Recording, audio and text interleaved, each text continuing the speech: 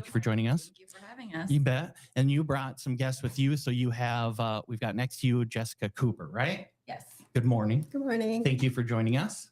And then next to you, you have Cali Ortley, right? Yes. Okay, cool. I got that one too. All right. So, well, I did ask ahead of time, but I don't know why I say that. So Angie, tell us a little bit about what you have going on today. Is it, you talk about peer support, but what does that actually mean? Yeah. So with our COSUP grant and our Restart initiative that we've talked about every month since we started doing this, one of the goal areas is to increase peer support in our community. So peer support is someone, or a peer support specialist is someone with lived experience that can support those going through the early in sobriety and helping them get some good perspective on the reasons you want to be sober, the hard things that they're going through. The thing that they have that, say, I don't have, is they have that experience going through those things. So when they tell someone, the real hard truth or something like that, it just hits differently, because when they look at me, they're like, yeah, you have no idea what you're talking about, or you read that in a book somewhere, where these guys actually have been there and they can really use their real life experiences. So it's very powerful for those people who need that extra support while they're trying to get healthy and sober. Nice. Okay. So Jessica, from what I understand, you're a superhero. And yeah, and you wear a lot of hats and you help a lot of people in a lot of different ways. So I try.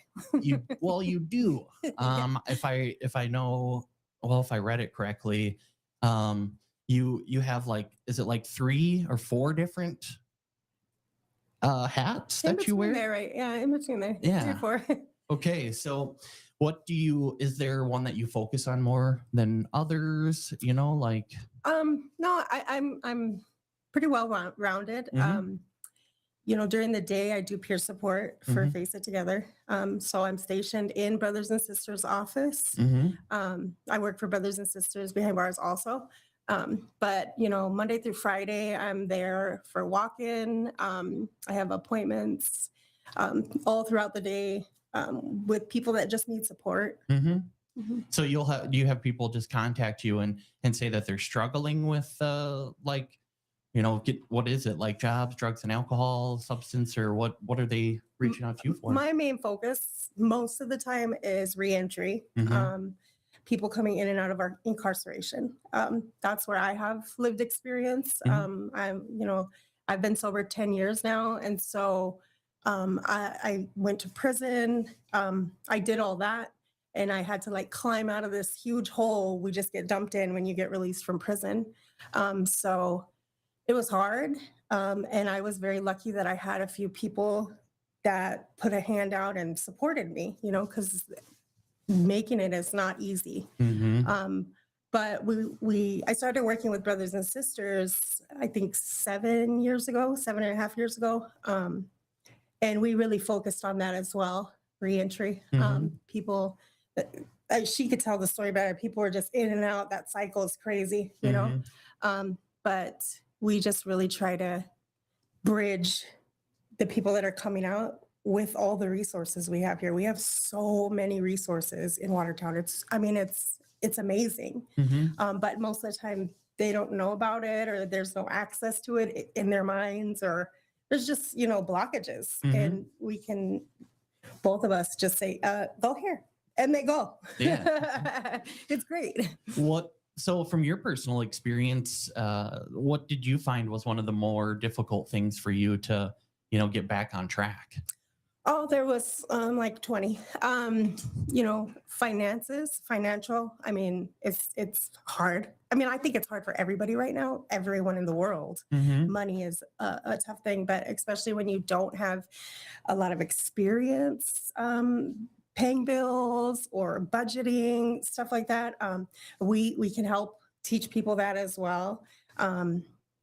Finding a good job right out of prison is hard. I had to get 2 jobs, and I appreciate and love it, but they weren't great paying jobs, right? So I had to have 2 in order to be able to afford getting my kids back. And a lot of the times,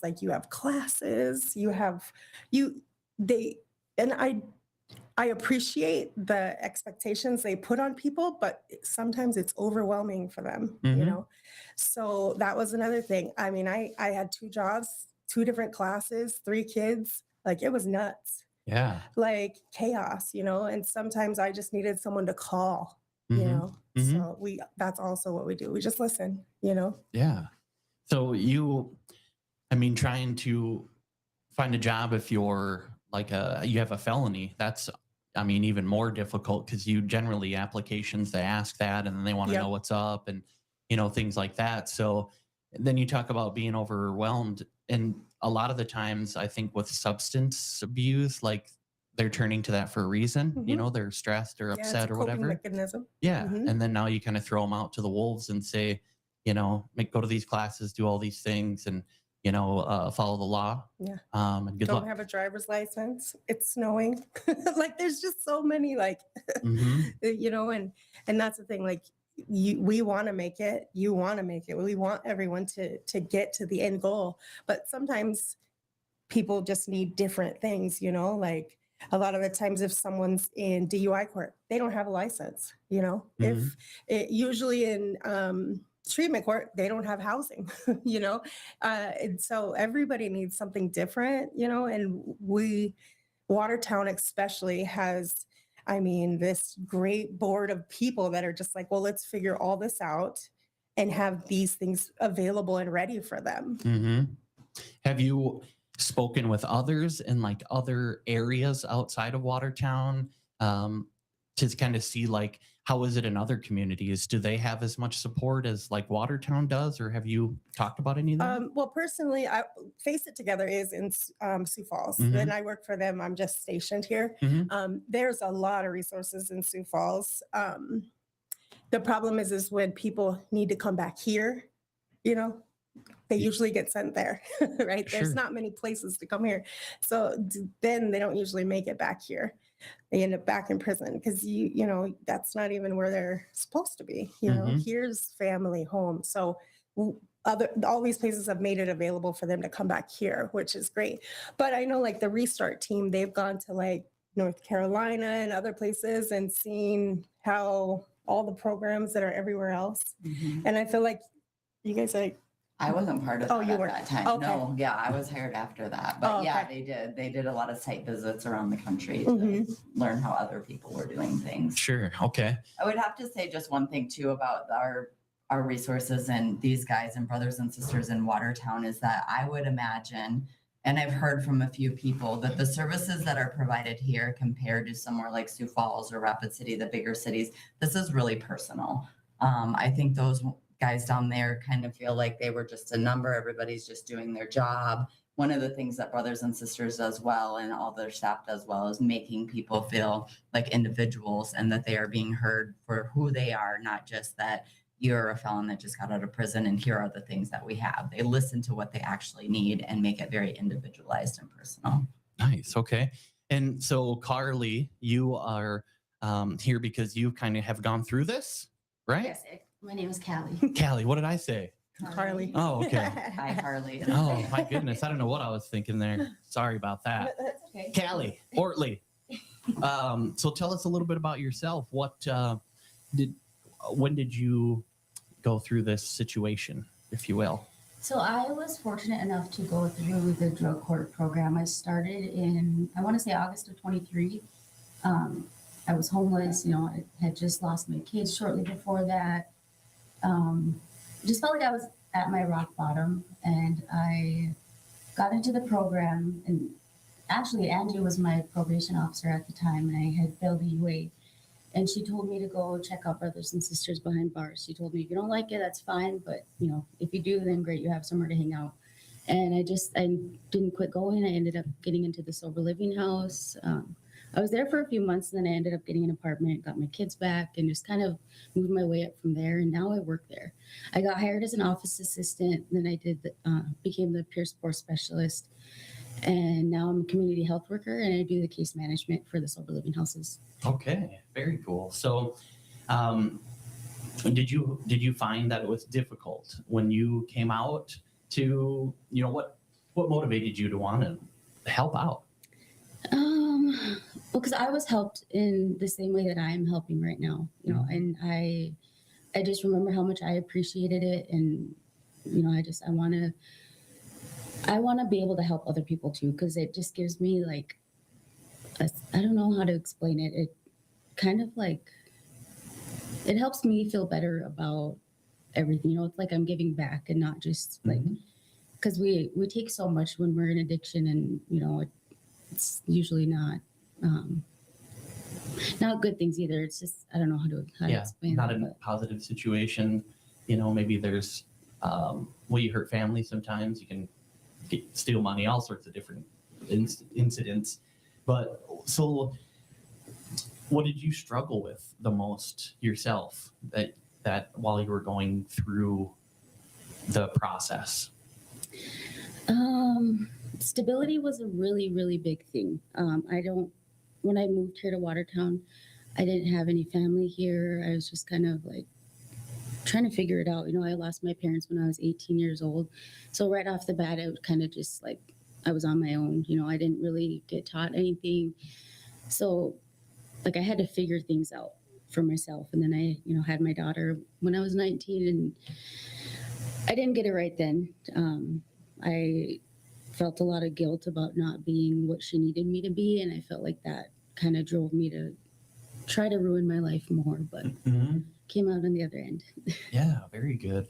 Do you feel you got something? Can I just say, Yeah. you know, Cali had challenges, right? But every single thing anyone showed her or presented for her or told her this will help you, she was like, let's try all of it, you know, sober living. I managed the women's sober house. I don't think she really was feeling me back then. You know? I don't think so. Same. But Same. yeah, but you know, but I mean, she went anyways, and she did what she had to. You know, any suggestion someone said, hey, in treatment court, like, you know, maybe consider MAT, consider this. She was up for it. She did, and I mean, she came out on the other side. You know, she put in the work she took the hands that were reached out to her, and she did all that. You know, and now she's doing the same. She's an amazing mother. She has like her life going in the direction she wants. Like she took like control of her life, you know, and that's what we want for everybody. Absolutely. Do you guys still feel that you deal with some like a negative perspective when people go through, you know, substance abuse and they have to go to prison for it and things like that? You feel that people still kind of maybe look down on you for having done that and going through that situation, and it adds a whole nother layer of trying to get better? Oh, absolutely. I mean, I have a cousin that's like, don't tell people what you do. I'm like, I am completely fine, you know, but yeah, especially right now, you know, especially like in the parolee situation, the environment's crazy right now out here, and, you know, presumptive parole's under attack like crazy. And I mean, like, it worked for me. I did amazing on it. You know, there are people that can do it. You know, yes, it is hard. I think that there's a lack of treatment available all across the nation, Sure. not just here. I mean, we look at addiction like it's like, I mean, it is a crisis, but I mean, it's not just us. If there was an easy button to fix it, it would be fixed. You know, it takes hard work. It takes the whole community coming together, which ours has. You know, like I'm in awe of the people that actually want to help. I think I told everybody at that meeting, like when I was on drugs, I thought everybody hated me. I mean, like personally, me, they all hated me, you know, because that's how you feel, you know, like, and that's not the case, you know. Yes, it drains our community, right? It's a problem. There is a problem, but there's so many people that want to help and fix it, you know, and that's what's great about, you know, Codington County. So. Well, and that's the benefit of their experience.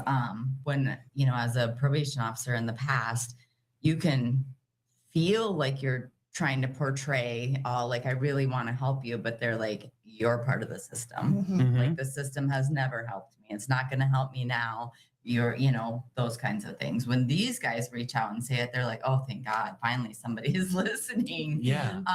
Type of a thing. So, I mean, just having that other background is so much more powerful. Right. No, I completely understand that. I think when it comes to, some of the most difficult subjects, suicide prevention, things like that, you have no idea, and unless you're in that mindset or you've been in it, or maybe, you are with someone who has gone through that. It's, I kind of appreciate what you're saying there, because it really does kind of open up a different avenue for people that are maybe a little, I don't know, a little negative right out the gate, like the man, take on the man or whatever. Right. So I appreciate that. And Cali, we need more people like you to kind of step up and say, yep, it worked for me, but now I want to help others, which I know like AA, that's kind of one of their things to do. But this instance here is, I know you have to give up a lot of time, and you said you have a kid, right? I So now have 3. 3. All right. Well, congratulations. And so you're busy, and you're still giving back. And I'm sure it's not just 8 to 5. I'm sure people are getting a hold of you on Facebook here and there, or messages or whatever. So just know that's really appreciated, for one. And so do you you guys take clients? Is that kind of how that works then? Like when you get assigned someone? For Face It Together, I do. Yeah. Okay. We have a assessment process, and you get matched up with a coach. If you want local coaching, I'm the only one here. Mhm. But Face It Together also does Zoom, phone. I mean, we are just all around accessible. Mhm. And then here, Brothers and Sisters also has like an office, and so people come in daily, and they don't. Brothers and Sisters doesn't really do clients, right? We have Yeah. like family or friends. So that's Yeah. we're not so. But we have people that come in the office just for coffee every day or to play darts. And it's just a safe space for people.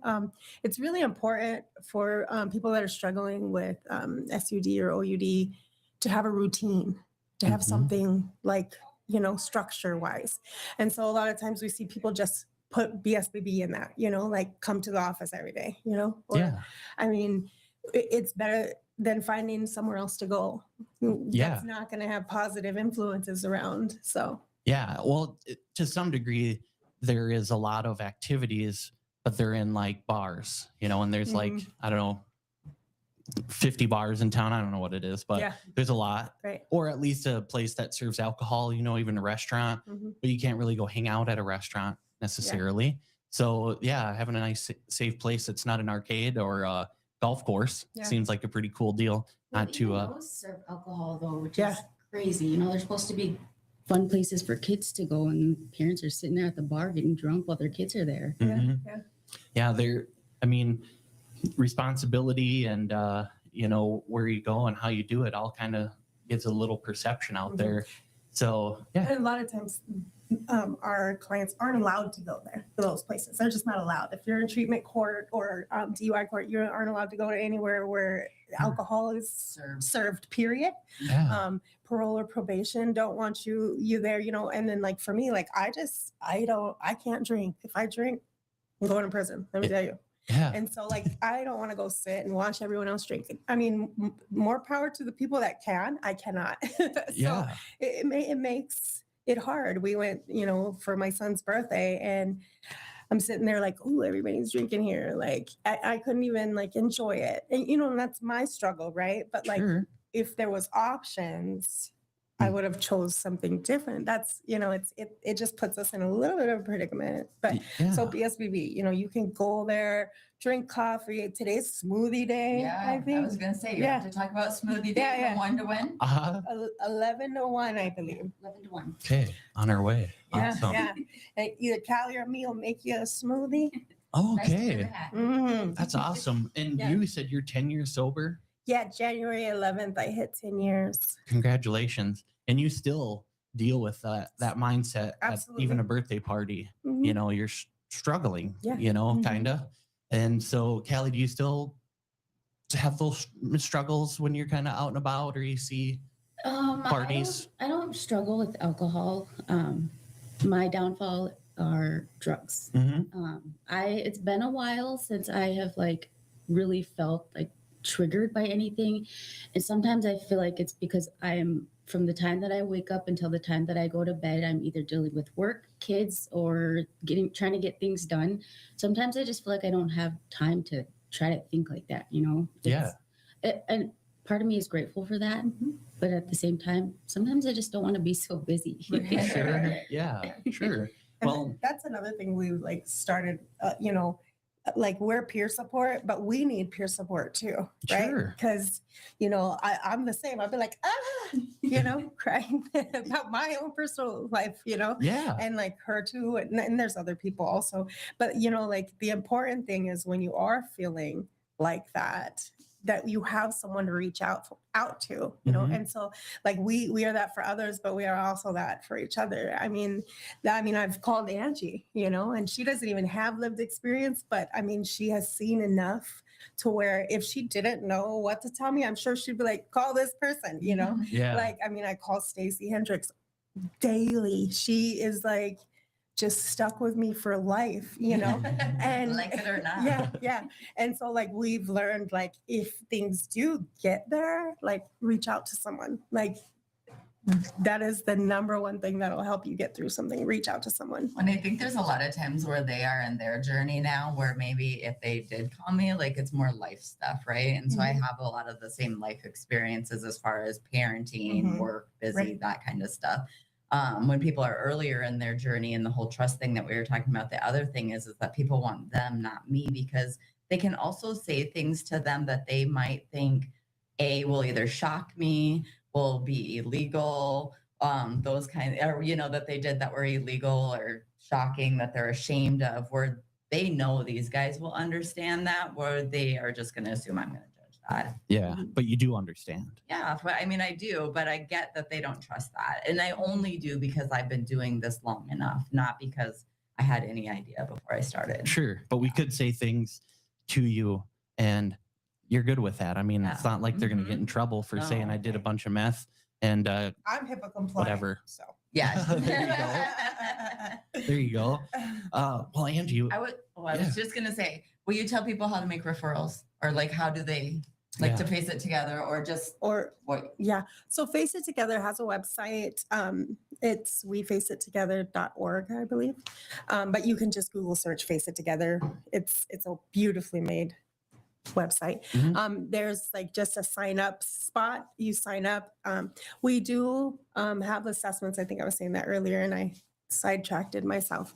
We have assessments to do the RCI, Recovery Capital Index, you know, because Face It Together is very well-rounded. We're more about life, not just sobriety. I mean, we are sobriety focused. You have to have addiction problems to qualify for Face It Together, but we understand that it's not just the struggle to stay sober. Like there are so many aspects of your life that need attention, and it's hard to see any of that.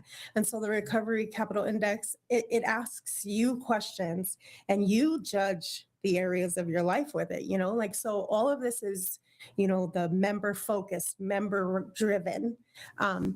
I took the Recovery Capital when I first started with Face It Together, and I thought, I'm gonna get like a 99 because I've been sober for 9 years at that time, you know. I know my life was a little bit of a mess, and I think I got like a 56, and I was like, I better, you know. And then it tells you exactly, I got like an 80 in this, but I got a 40 over here, you know. And so that's what we do. We talk about, okay, well, you know, you've got this part of your life under control, but over here you're kind of struggling. Like, what can we do to fix this? What can you do? Like, what do you need for this area to improve, you know? And I always tell people, like, once we start getting your life in order a little bit, like sobriety is the byproduct, you know, like you could stay sober when it's easy, when you're not struggling, when you're not missing payments, when you're not missing classes, when you're not calling your PO, because, you know, there's all sorts of things. So Face It Together is just really an amazing opportunity to feel supported. And then BSBB, what is it, 9 West Kemp, walk in all day we're there. Cali, I mean, she'll make you a coffee. She's the best coffee maker. She'll beat any of these. We'll take them on. Oh, all right. Okay. They have the good coffee. They Yeah. got espresso. I mean, their machine can make whatever you want. So they have all the wow. good creamer. And Okay. So invitation is out. Yes, you invitation got is open. Come see it sometime. All Steve. right. Do it.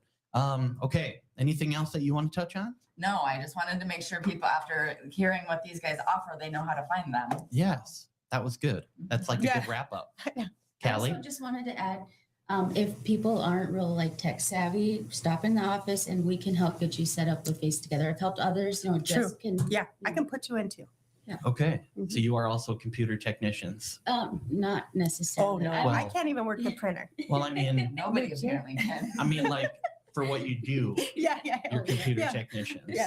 The other Um, thing is that Face It Together also coaches loved ones. So I wanted to yes, throw that out there yes. and say, if you have a family member who struggles, Face It Together can also support you as a loved one. That can almost be just as important as yourself. Absolutely, If yes. you don't have that support at home or, however, then Yeah. you're just kind of in that cycle. Right. And I mean, addiction is very taxing on the community, your family, you, everyone, And I mean, I think about my own mom, like when I was incarcerated, she didn't have anyone. And like that, I mean, it would kill me. It was killing her. I mean, she had nobody out here, our family's so far away. And I wish she would have had someone that she could have just called Mhm. and like talked to her for 30, 40 minutes, Mhm. and she would have had a better understanding of what I needed, what I didn't need, because my mom was always just like, oh, I'm so glad you're in jail. Mhm. You're You're safe. safe. Yeah. But I mean, I put so much worry and stress on her with that, and that was eating me up too, had she had someone, I think, I would have felt a little better. I'm sure she would have felt tons better, Sure. so. Very good. Well, thank you both for what you do, because I think you both are and Angie, you're very helpful too. Thank you. But you two going through it and then still helping people. I think it's easy when we're in addiction and you look at someone from the outside, it's like, oh, they're a detriment to society or they have had multiple issues. Let's just get rid of them, get them out of here, get them in jail, whatever. But you two show that individuals can change their mindset and be productive in the community. Absolutely. Probably even more productive than some that are not addicted to drugs. So, I mean, to be honest, there's a lot of lazy people out there and folks that don't want jobs. Yeah. And these people come out of incarceration and they want better, not for themselves, but for their kids and for their family. And that you don't have that motivation, I think, sometimes when you're just normal. I don't like that word, but Mhm. not gone through addiction. So I just want to make a point to thank you guys for what you do and constantly showing people that there's another side to addiction and incarceration and all that. So thank you. Thank you too. Yeah.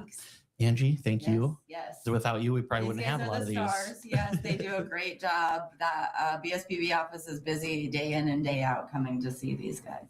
Well, we thank everybody. And if you want more information, you can always go to CodingtonConnects.com because a lot of those links are on there, right? Yes, sir. Yeah. Everything. Okay.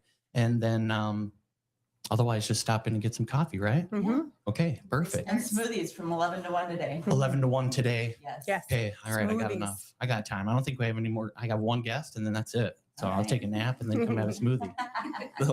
All right, well, thank you guys for coming in. We'll get back to some music here on Northeast Radio SD.